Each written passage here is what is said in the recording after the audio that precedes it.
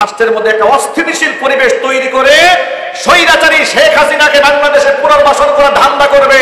আল্লাহর কসম, রক্ত সমুদ্র এদেশের মুসলমান পানি দিবে, হাসিনার কবর রচনা করে ছাড়বো আমরা ইনশাআল্লাহ। এর স্লোগানে আকাশ বাতাস ভারী হওয়ার পরে পরিকল্পিতভাবে আইন পরিবর্তন করে কাদের মোল্লাকে যেভাবে ফাঁসি দেওয়া হয়েছিল, সরকারকে বলছি নতুন করে আইন পরিবর্তন করে 1 মাসের মধ্যে ধর্ষকদের ফাঁসি কার্যকর করতে হবে। এদেশে ধর্ষকের শাস্তি কার্যকর করার জন্য লাকির মতো নষ্টা ভ্রষ্টা মহিলা রাজপথে নামার কোনো প্রয়োজন নাই। এদেশে ধর্ষকদের শাস্তি বাস্তবায়ন করার জন্য মুসলমানরা যথেষ্ট কথা বলতে হবে, ঠিক কিনা বলে? বরং লাকিরা ধর্ষকদের শাস্তি চায় না, লাকিরা বর্তমান বাংলাদেশের পরিস্থিতি খারাপ করতে চায়। সুতরাং লাকিরা যদি আরেকবার শাহবাগে নামতে চায়, তাহলে মুসলমানরা শাপলা চত্বরে নেমে লাকিদেরকে জিন্দা মাটির নিচে পুঁতে ফেলার জন্য প্রস্তুতি গ্রহণ করতে হবে। আমি শাহবাগী নাস্তিক এবং বেঈমানদেরকে বলছি, তোমরা যে সুরতেই মাঠে নামো না কেন, তোমাদের অতীত ইতিহাস এদেশের মুসলমানরা ভুলে যায় নাই। ডক্টর মোহাম্মদ ইউনূস, তাকে আমরা ধন্যবাদ জানাই। তিনি বলেছেন অনতিবিলম্বে এই হত্যাকারীদের দৃষ্টান্তমূলক শাস্তির ব্যবস্থা করার জন্য নির্দেশ দিয়েছেন। আমি সরকারকে বলবো, ব্রিটিশদের তৈরি করা আইন অনেক প্রসেসিং, লম্বা আইন। ওই দেখলাম আসিফ নজরুল সাহেব বললেন যে সর্বনিম্ন একটা রায় কার্যকর করতে গেলে নাকি 3 মাস সময় লাগে। এর চাইতে লজ্জাজনক কথা আর কি হতে পারে?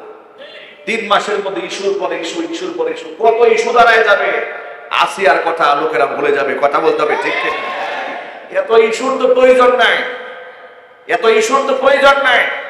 যেখানে আসামি গ্রেফতার হয়ে গেছে, যেখানে আসামি গ্রেফতার হয়েছে, এমনকি ছোট্ট মাজলুম আসিয়া কবরে চলে গেছে, আর ধর্ষকরা 3 মাস এই পৃথিবীতে আলো বাতাস গ্রহণ করবে, এটা মুসলমান বরদাস্ত করবে না। আপনি বলবেন আইন নাই, আইন তো জিবরাইল বানায় নাই, এই আইন তো মানুষ তৈরি করেছে, পরিবর্তন করুন। আইন পরিবর্তন করে শাস্তি কার্যকর করা যায়, এই দৃষ্টান্ত বাংলাদেশে আছে না নাই? চিল্লা বলতে হবে, আছে না নাই?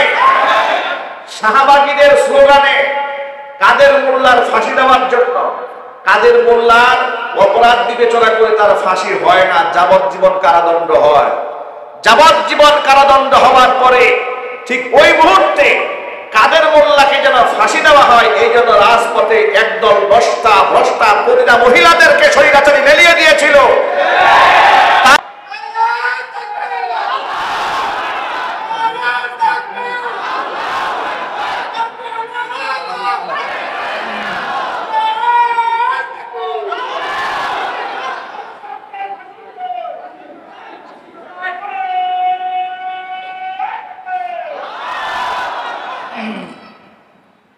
আপনাদেরকে আরেকটা বিষয় সতর্ক করে দেই, ধর্ষকদের সর্বোচ্চ শাস্তির ব্যাপারে গোটা জাতি ঐক্যবদ্ধ আছে, ঠিক কিনা বলেন?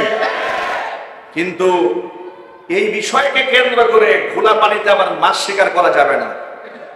শাহবাগীরা রাস্তায় নামে ধর্ষণের শাস্তির দাবিতে, এর চাইতে হাস্যকর কথা আর কিছু হতে পারে না। জিনা ব্যভিচারের বৈধতা তো তারাই বাংলাদেশে দিয়েছে, কথা বলে না ভাই, ঠিক কিনা জোরে বলেন? শাহবাগ চত্বরটাকে নাপাক তো ওরাই বানিয়েছে। 2013 সালে সেই রক্তাক্ত ইতিহাস আমরা ভুলে যাই নাই। দেখলাম শাহবাগ চত্বরে হঠাৎ করে লাকির আবির্ভাব ঘটেছে। লাকি মনে করেছে 2013 সালে দেশের মানুষ ভুলে গেছে। ডক্টর মোহাম্মদ ইউনূসকে বলছি যে আপনি অনতিবিলম্বে এই নষ্টা মহিলা লাকিকে গ্রেফতার করতে হবে, কথা বলতে হবে, ঠিক কিনা বলেন? বিচার বহির্ভূত হত্যাকাণ্ড তাদের স্লোগানে বাংলাদেশে তৈরি হয়েছে। তারাই ধর্ষণের রাজ্য কায়েম করেছিল বাংলাদেশে, কথা বলতে হবে, ঠিক কিনা জোরে বলে? যখন তনু হত্যা হলো, তখন এই সমস্ত লাকিরা রাজপথে নেমে মিছিল করে না। এমসি কলেজে যখন স্বামীর সামনে স্ত্রীকে ধর্ষণ করা হয়েছিল, তখন এই শাহবাগীরা রাস্তায় নামে নাই। হঠাৎ করে শাহবাগীরা রাস্তায় নামলো কেন? এর মানে হচ্ছে আসলে তো ধর্ষকদের বিরুদ্ধে অবস্থান নয়, রাষ্ট্রের বিরুদ্ধে অবস্থান। আমাদের বার্তা বলা স্পষ্ট, যে কোনো অন্যায়ের বিরুদ্ধে আমরা জবান খুলবো ইনশাআল্লাহ, বলে যে কোনো অন্যায়ের বিরুদ্ধে কথা বলবো। এবং সাথে সাথে একটা বিষয়ে বাংলাদেশের সমগ্র মুসলমানকে এক থাকতে হবে, সেটা হচ্ছে স্বৈরাচারের বিচার হওয়ার আগ পর্যন্ত এই বাংলাদেশে স্বৈরাচারের নাতিপুতিদেরকে দাঁড়াতে দেওয়া হবে না। আপনার কি প্রস্তুত আছেন?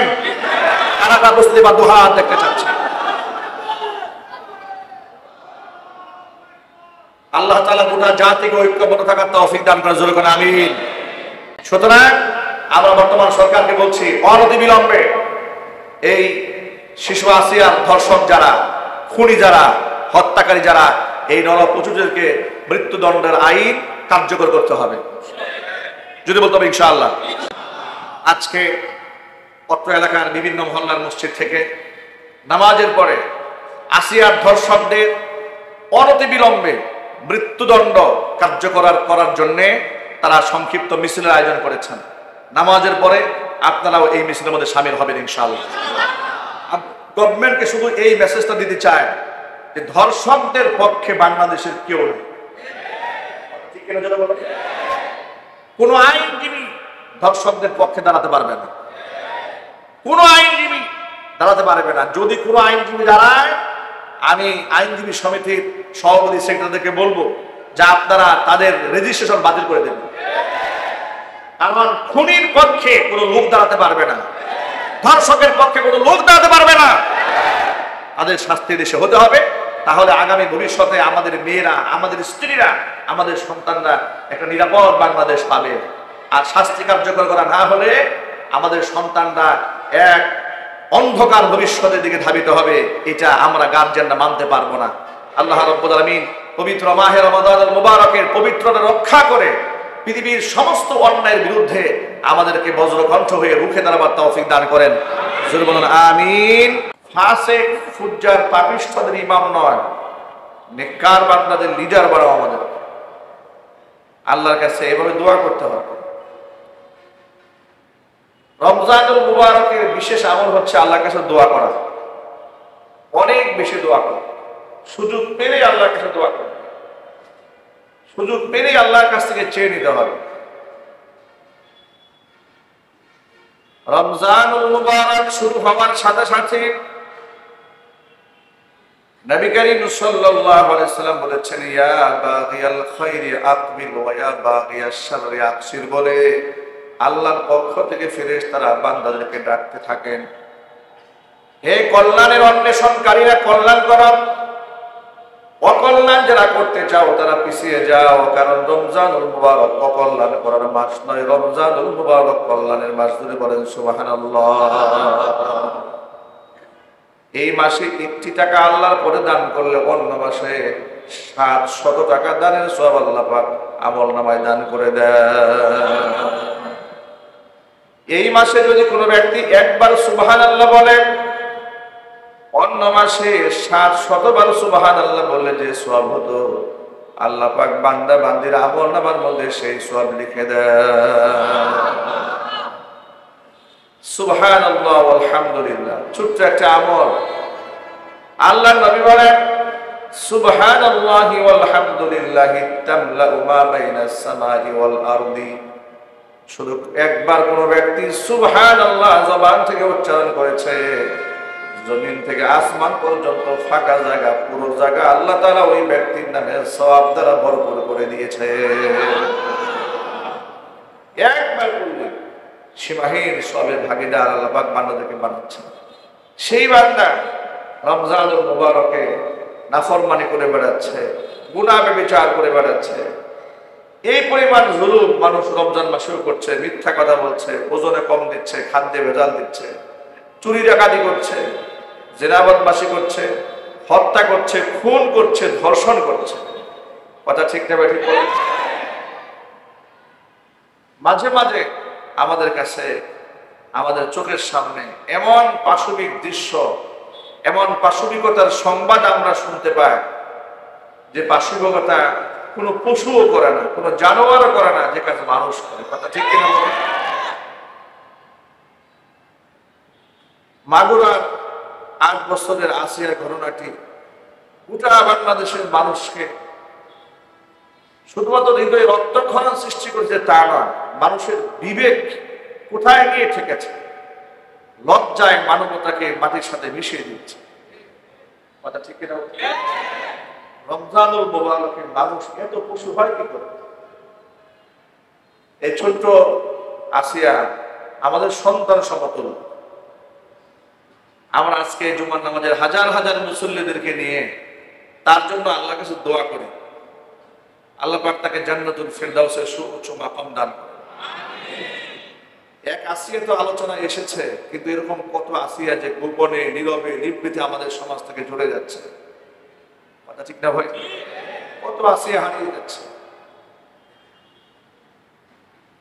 একদম জন্মের পর থেকে, শিশুকাল থেকে, সামান্যতম বুঝ হওয়ার পর থেকে শুনতে পাচ্ছি বাংলাদেশে দর্শনের বিরুদ্ধে রাষ্ট্রের মিছিল হয়, সংবাদ সম্মেলন হয়, মোটামুটি মাস খানিক চলে, এরপরে সব শেষ হয়ে যায়।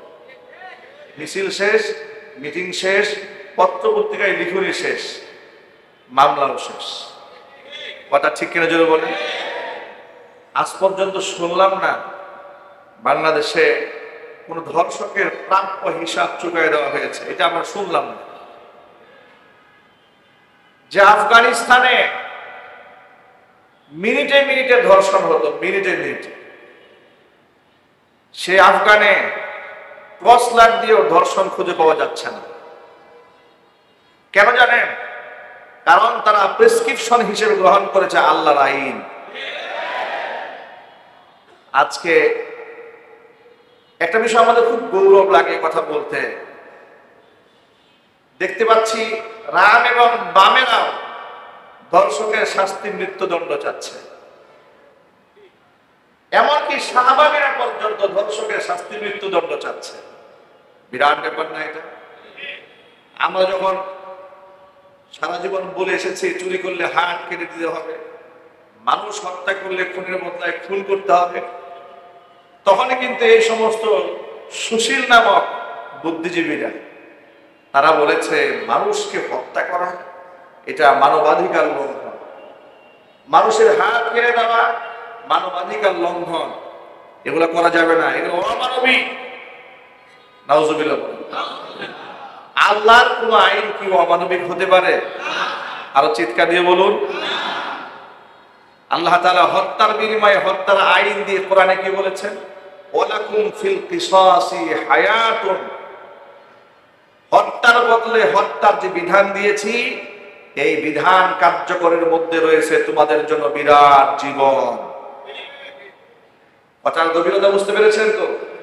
হত্যার বদলে হত্যার যে কিসাস, যে বিনিময় আমি করে দিয়েছি, এই বিধানের মধ্যে রয়েছে তোমাদের জন্য জীবন রয়েছে। জীবন কি রয়েছে যদি বলেন? কারণ আপনি প্রশ্ন করবেন, আপনি মারতেছেন মানুষ, জীবন হইল কেমন? মানুষ তো মারা গেল। একটি মাত্র হত্যার বিনিময়ে হত্যা যদি সমাজের মধ্যে বাস্তবায়ন করে দেওয়া যায়, তাহলে অসংখ্য মানুষের হত্যা থেকে মানুষ বেঁচে যাবে। ধর্ষণের শাস্তি শাহবাগপুরে ইদানিং আন্দোলন হয় যে মৃত্যুদণ্ড করা হবে। তাহলে এবার আপনাদেরকে আমি প্রশ্ন করি, ইসলাম কি পুরাতন নাকি চিরনতুন? আল্লাহর কথা কি পুরাতন নাকি চিরনতুন? আল্লাহর আইনের উপরে পৃথিবীর কোন শ্রেষ্ঠ আইন আছে? যে বাস্তবতা উপলব্ধি করলো পৃথিবীবাসী ১৫০০ বছর পরে, খুব ঠান্ডা মাথায় বুঝে, মানে ধর্ষকের শাস্তি মৃত্যুদণ্ড দিতে হবে, এটা মানুষ বুঝলো কবে? আর এই কথা কোরআন বলেছে ১৫০০ বছর আগে। সুবহানাল্লাহ বলতে পারলেন না? এই কথা রাসূলের হাদিস বলেছে ১৫০০ বছর আগে। আজকে বিভিন্ন মানববন্ধনে আমরা শুনি লোকেরা বলে যে জনসম্মুখে তাদেরকে মৃত্যুদণ্ড দেওয়া হোক। কি বলে না লোকেরা?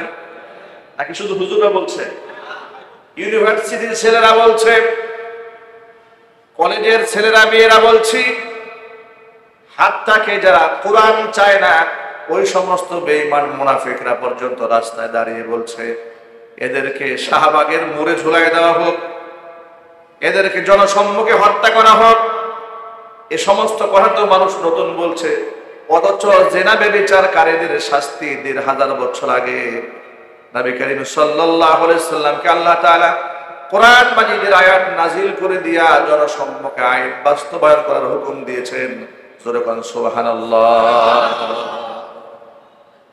এর মানে মানুষ যা বুঝবে ১৫০০ বছর পরে, সেটা মানবতার পক্ষে আল্লাহ তাআলা ফয়সালা করে দিয়েছেন ১৫০০ বছর আগে।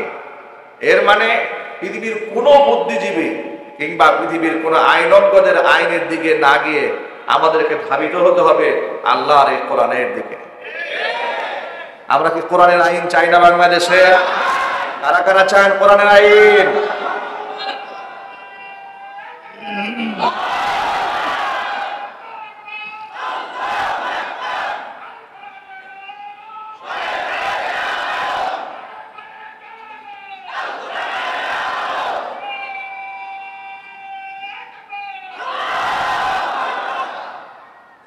দিন যত যাচ্ছে মানুষ শরীয়তের আইনের প্রয়োজনীয়তা তত বেশি উপলব্ধি করছে। যত দিন যাচ্ছে মানুষ মানুষের তৈরি আইনের প্রতি আস্থা দিন দিন হারিয়ে ফেলছে। কথা বলতে হবে ঠিক কিনা? মানুষের তৈরি আইনের নিরপরাধ মানুষেরা বছরের পর বছর জেলখানায় থাকে। কথা বলেন।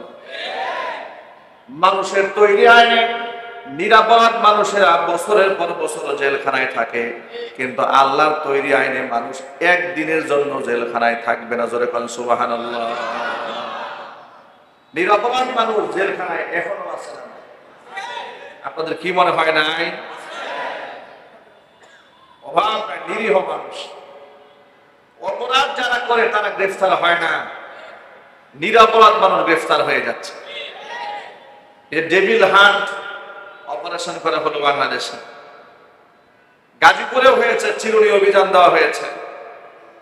আমার জানা মতে, আমার দেখা মতে অসংখ্য নিরীহ মানুষদেরকে প্রশাসনের লোকেরা গ্রেফতার করে নিয়ে গেছে। আমার এই বক্তব্য রেকর্ড হচ্ছে, আমি প্রশাসনের সামনে এই কথা চ্যালেঞ্জ করে বলতে পারবো। নিরীহ মানুষকে তারা গ্রেফতার করেছে। গার্মেন্টসের শ্রমিকদেরকে ঘর থেকে ঘুমান্ত মানুষদেরকে উঠাই নিয়ে মামলার আসামি বানিয়ে দেওয়া হয়েছে। এর প্রশাসনের ব্যর্থতা। ওই মুজাম্মেলের বাড়ি ভাঙচুর হলো এবং সেখানে ছাত্র খুন হলো। মূল অপরাধীরা সব ধরাছোঁয়ার বাইরে, সব এলাকা ছাড়া গা ঢাকা। এলাকার মধ্যে শ্রমিকরা ভাড়াটায় গ্রামে গ্রামে থাকে, ঘুমায় আছে। ঘুম থেকে জেগে জেগে উঠায় নিয়ে মামলার আসামি বানিয়ে দিয়া জেলখানায় পুরে দিয়েছে। রক্ত দিয়ে, জীবনের ঝুঁকি নিয়ে জেল জরিমানা খেটে দেশ স্বাধীন করেছি। আবার শেখ হাসিনার জুলুম বাংলাদেশের নতুন করে পুনরাবৃত্তি করার জন্য নয়। স্বৈরাচারের আমলে লোকেরা নিরীহ মানুষ জেল খেটেছে। দেশ স্বাধীন হওয়ার পরে নিরীহ মানুষ জেল খাটবে। আল্লাহর কসম করে বলছে, আমরা বরদাস্ত করতে পারবো না। চিল্লায় বলতে হবে। আবার সেই কাজগুলো তারা করছে। এর মানে হলো শুধুমাত্র সরকার পরিবর্তন হলে হবে না, আমূল পরিবর্তন করতে হবে। ব্রিটিশের আইন দিয়া রাষ্ট্র চললে আল্লাহর কসম কিয়ামত পর্যন্ত দেশে ইনসাফ পাওয়া যাবে না। ইনসাফ যদি পেতে হয় চলে যেতে হবে ১৫০০ বছর আগে। আল্লাহ রাব্বুল আলামিন কোরআন মাজিদের মধ্যে যে ফয়সালা করে দিয়েছেন সেই ফয়সালায় মানতে হবে। ইনশাআল্লাহ জোরে বলেন ইনশাআল্লাহ। আরো চিল্লায় করে ইনশাআল্লাহ। কিন্তু এই কথা যদি আমরা বলি তখন দেখবেন সুশীলরা বলবে, এই তো ওনারা মৌলবাদী। ওনারা কি বাদী? মৌলবাদী। আমাদেরকে মৌলবাদ বলে এরপরে আমাদেরকে ছোট করার চেষ্টা করে। এই মৌলবাদী চাপ এগুলা আর বাংলাদেশে খেলতে দেওয়া হবে না ইনশাআল্লাহ। ইনশাআল্লাহ কোরআন দিয়েই দেশ চলবে। বলেন, যদি বলেন ইনশাআল্লাহ। এই জন্য আপনাদেরকে ঐক্যবদ্ধ হতে হবে। ঐক্যবদ্ধ হওয়া ছাড়া এটা কি কোনোদিন সম্ভব? কোনোদিন সম্ভব না। এই যে শিশু আসিয়াটা এইভাবে ধর্ষণের শিকার হলো, এটা কি মানা যায়? আমি পত্রপত্রিকাতে যতটুকু পড়েছি, সংবাদ মাধ্যম থেকে যতটুকু জেনেছি, এমন লোমহর্ষক বর্ণনা ডাক্তারদের মুখ থেকে শুনেছি যেগুলো তো শোনাও যায় না। এগুলা শোনাও যায় না। একটা শিশু বাচ্চার উপরে এইরকম পাশবিক নির্যাতন হয় কি করে? কি করে হয়? এটা এজন্য হয়েছে, এই ধর্ষকেরা এই জন্য সাহস পেয়েছে, কারণ তারা জানে এদেশে যতই চিৎকার চেঁচামেচি হোক দর্শনের বিচার হবে না। তনু হত্যার বিচার এই দেশে হয় নাই, কথা বলতে হবে তো। সিলেট এমসি কলেজে স্বামীকে বেঁধে রেখে স্বামীর সামনে স্ত্রীকে ধর্ষণ করা হয়েছে, বিচার হয় নাই, ঠিক কিনা বলেন? র্যাবের সাবেক কমান্ডার ছিল আলিবউদ্দিন, রমজান মাসে স্বামীকে জঙ্গি বানায় আটকায় রেখে স্ত্রীকে রমজানের 27 রোজার দিন রোজা ভাঙ্গায় ধর্ষণ করেছে, বিচার হয় না এই দেশে। আলিবউদ্দিনের শাস্তির ব্যাপারে গোটা বাংলাদেশের আলেম সমাজ রাজপথে মিছিল করেছে, তখন নারীবাদীরা চুপ থেকেছে, বুদ্ধিজীবীরা চুপ থেকেছে, মনে করেছে হুজুররা দাবি করছে, তাদের সাথে একাত্মতা ঘোষণা করার কোনো প্রয়োজন নাই। মনে রাখবেন, এদেশে ধর্ষণের বিরুদ্ধে সবচাইতে বড় ভূমিকা এই দেশের আলেম সমাজ পালন করছে, সারা জীবন বলে গিয়েছে, কিন্তু আলেমদেরকে রাষ্ট্র মূল্যায়ন করে না, কথা বলতে হবে, ঠিক কিনা বলেন? এখন আলেমদের সুরে সুর মিলাইয়া, আলেমদের তালে তাল মিলাইয়া ওই আসিয়ার জন্য খুব মায়া কান্না হচ্ছে। আসিয়া নিঃসন্দেহে এই ছোট্ট মাসুম বাচ্চাটি আল্লাহর জান্নাতি হবে, বলেন ইনশাআল্লাহ। তার হত্যার বিচার এই মাটিতে হতেই হবে। বিগত জীবনে অনেক ছলচাতুরি হয়েছে, আমরা চাচ্ছি বাংলাদেশে অন্ততপক্ষে আসিয়ার ধর্ষকদের দৃষ্টান্তমূলক শাস্তি রাষ্ট্রে কার্যকর হওয়ার মাধ্যমে আগামী ভবিষ্যতের জন্য এই ধর্ষকদের জন্য রাষ্ট্র একটা মেসেজ দিয়ে দিক যে এইরকম ভাবে আসিয়ার মতো যত মানুষ নিরীহ, যত নিরপরাধ মানুষ এমন মাজলুম হবে, তাদের কাউকে ছাড় দেওয়া হবে না, সর্বোচ্চ শাস্তি মৃত্যুদণ্ড এই দেশে কার্যকর করতেই হবে। এর পক্ষে গোটা বাংলাদেশ আজকে এক হয়ে গেছে, আলহামদুলিল্লাহ বলেন। চিৎকার দিয়ে বলতে হবে আলহামদুলিল্লাহ। আমি এই ছোট্ট আসিয়ার জন্য আল্লাহর কাছে এই বলে দোয়া করি যে আল্লাহ, এই ছোট্ট মেয়েটি তার নামের সাথে নাম মিলে গেছে এক মহা গোটা পৃথিবীর উজ্জ্বল দৃষ্টান্ত মা আসিয়া আলাইহিস সালাতু ওয়াস সালামের সাথে। মা আসিয়ার সাথে ছোট্ট আসিয়ার একটা মিল আছে।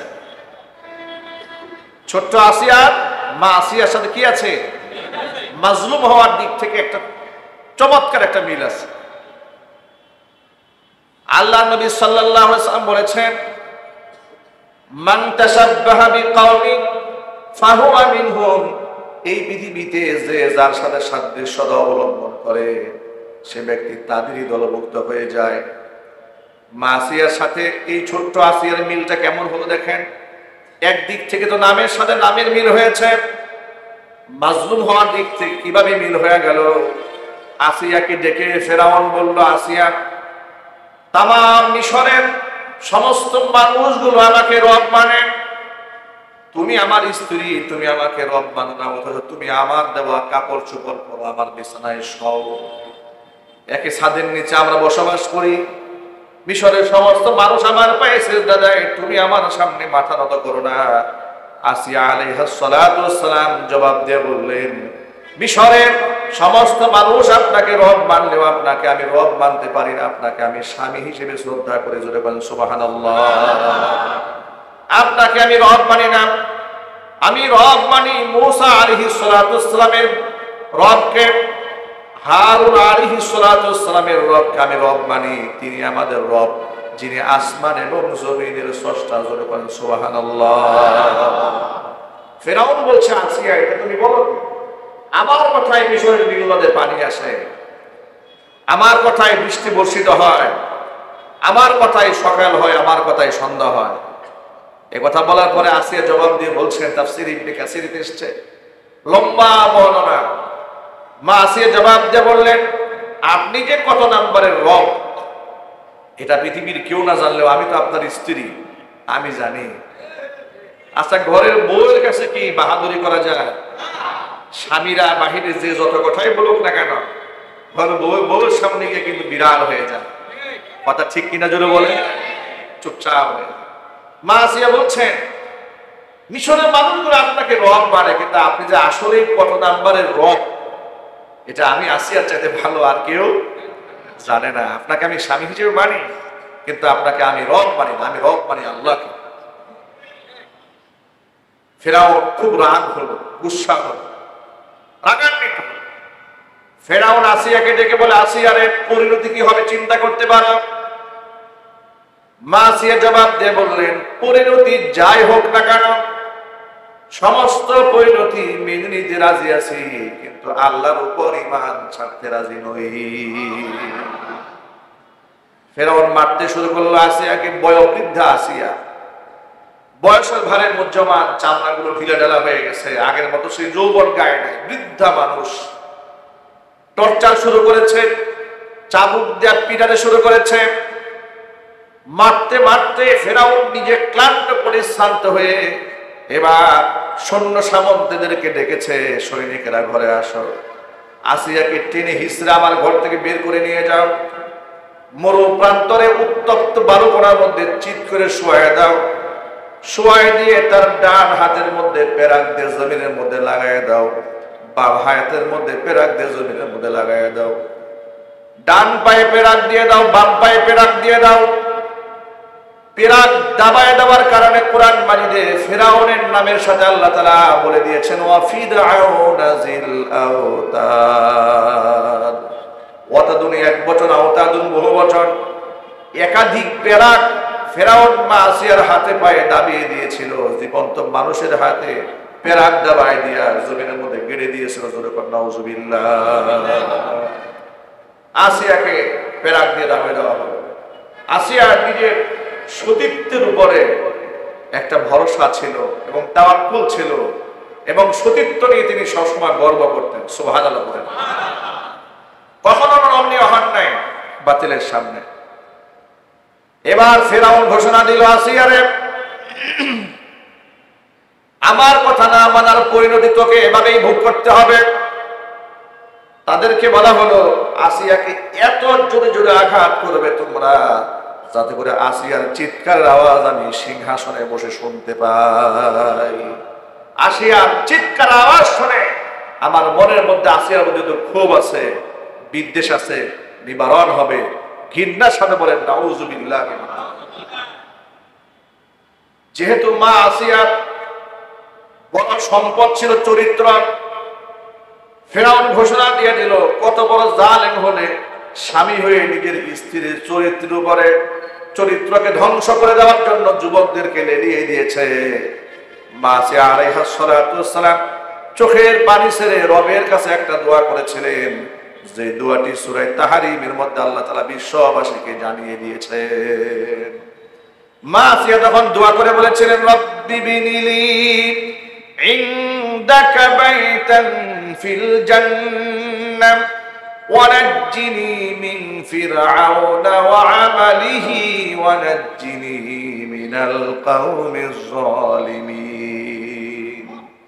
আয় আমার রব, দুনিয়াতে ফিরআউনের রাজত্বের মধ্যে থেকে ফিরআউনের এই সিংহাসনের মধ্যে জীবন যাপন করতে আমার মোটেও ভালো লাগে নাই। একমাত্র তোমার দাসত্বে আমার জীবনকে আমি ধন্য মনে করেছি। আমি আমার জীবনটাকে তোমার দাসত্বে সঁপে দিয়েছি। ওরা আমাকে টর্চার করেছে, আমি সবার করেছি। আয় আল্লাহ, ওরা যদি আমার চরিত্রের মধ্যে সে হানা দেয়, আমি আসিয়ার জন্য এর চাইতে লজ্জার আর কিছু নাই। আল্লাহ তাআলা ওরা যেন আমার চরিত্রের উপর হানা দিতে না পারে। রব্বুল আলামিন, এই দুনিয়ার জমিন থেকে তুমি আমাকে উঠায় নিয়ে যাবে, এই পৃথিবীর কোনো ঘরে তুমি আমাকে রেখো না। আল্লাহ, তুমি যেখানে আসো, তোমার কাছে, তোমার পাশে আমি আসিয়ার জন্য ছোট্ট একটা বাড়ি বানায় দাও, যে ঘরের মধ্যে তুমি আমাকে বসবাস করার সুযোগ তৈরি করে দিবে। রব্বি বিনিলি ইনদাকা বাইতান ফিল জান্নাহ, জান্নাতের ভিতরে তুমি তোমার কাছে আমার জন্য একখানা ঘর বানায় দাও। আল্লাহ রাব্বুল আলামিন বলেছেন, আসিয়া এইভাবে যখন দোয়া করেছে, রব্বি বিনিলি ইনদাকা বাইতান ফিল জান্নাহ ওয়া নাজ্জিনি মিন ফিরআউনা ওয়া আমালিহি, ফিরআউন থেকে আল্লাহ তুমি আমাকে রক্ষা করো, ওয়া আমালিহি তার দুষ্কৃত কর্ম থেকে তুমি আমাকে রেহাই দাও। ওরা আমার চরিত্র উপর হানা দিতে যাচ্ছে, ওদের এই সমস্ত কুকর্ম থেকে আল্লাহ তুমি আমাকে রক্ষা করো। ওয়া নাজ্জিনি মিনাল কওমিজ জালিমিন, জালেমের সম্প্রদায়ের হাত থেকে আল্লাহ তুমি আমাকে বাঁচায়া দাও। দোয়াটি আল্লাহর কাছে এমন ভাবে কবুল হয়ে গেল যে আসিয়া চোখের পানি ছেড়ে এতক্ষণ পর্যন্ত চিৎকার মারতেছিলেন। তাফসীরে ইবনে কাসিরের বর্ণনা পাওয়া যায়, হঠাৎ করে আকাশ পানে তাকিয়ে আসিয়া কান্না বন্ধ করে হাসা শুরু করে দিলেন। আসিয়ার এই জালেমদের অন্তরের মধ্যে আরো রাগ গুসা বেড়ে দিল, নির্যাতনের মাত্রা বাড়িয়ে দিল। তারা মনে করেছে নির্যাতনে অতিষ্ঠ হয়ে আসিয়া বোধহয় পাগল হয়ে গেছে। আল্লাহ রাব্বুল আলামিনের পক্ষ থেকে জবাব দেওয়া হয়েছে, না, নির্যাতনে আসিয়া পাগল হয় নাই। আমি আমার জিবরাইলকে হুকুম করেছি, জিবরাইল যা মালাকুল মাউত আসিয়ার জান কবজ করার আগে জান্নাতের বালাখানার দৃশ্য আসিয়ার চোখের সামনে তুলে ধর। মা আসিয়া যখন জান্নাতের সেই বালাখানার দৃশ্যগুলো চোখ দিয়ে দেখতেছিলেন, দুনিয়াতে সে মাজলুম হয়েছে, রক্তাক্ত হয়েছে, ক্ষত বিক্ষত হয়েছে, তাকে রক্তাক্ত করে টুকরা টুকরা করে ফেলে দেওয়া হয়েছে। সমস্ত দুঃখ আছে মুহূর্তের জন্য ভুলে গেছে। আল্লাহ রাব্বুল আলামিন জানিয়ে দিলেন, শোন, আমার আসিয়া পাগল হয়ে যায় না, আমার আসিয়া পাগল হয়নি, বরং আসিয়ার মনে যত দুঃখ কষ্ট যন্ত্রণা যা কিছু ছিল সব কিছু আমি ভুলাই দিয়া জান্নাতের দৃশ্য আসিয়ার চোখের সামনে তুলে ধরে আমি আসিয়ার মুখের মধ্যে তৃপ্তির হাসি ফুটিয়ে দিয়েছি। ভাইরা আমার, মুহাদ্দিসিনে কেরাম, মুফাসসিরিনে কেরাম লিখেছেন, মা আসিয়াকে যখন শহীদ করা হয়, লজ্জাস্থানের মধ্যে আঘাত করা হয়েছে, এত বেশি আঘাত করা হয়েছে যে আসিয়া ওই মুহূর্তে হাসতেছিলেন। এই ছোট্ট আসিয়ার সাথে মা আসিয়ার কত মিল। বড় আসিয়াকেও ফেরাউন লজ্জাস্থানে আঘাত করে দুনিয়া থেকে বিদায় করে দিয়েছে। আজকে মাগুরারের শিশু আসিয়া থেকেও জালেমরা লজ্জাস্থানে আঘাত করে চরমভাবে নির্মম নির্যাতন করে দুনিয়া থেকে বিদায় করে দিয়েছে। আল্লাহর কাছে আমরা এই দোয়া করি, রব্বুল আলামিন আসিয়ার নামের সাথে ছোট্ট আসিয়ার নাম মিলেছে, জুলমের সাথে জুলুম মিলে গেছে। আল্লাহ আসিয়াকে যে জান্নাতে তুমি রাখবে, ছোট্ট আসিয়াকেও সেই জান্নাতে তুমি জায়গা করে দিও। জোরে কোনা আমিন, আরো চিল্লায় কোনা আমিন। আসিয়ার ঘটনা বাংলাদেশে আর পুনরাবৃত্তি যেন না ঘটে, আমাদেরকে সচেতন হতে হবে।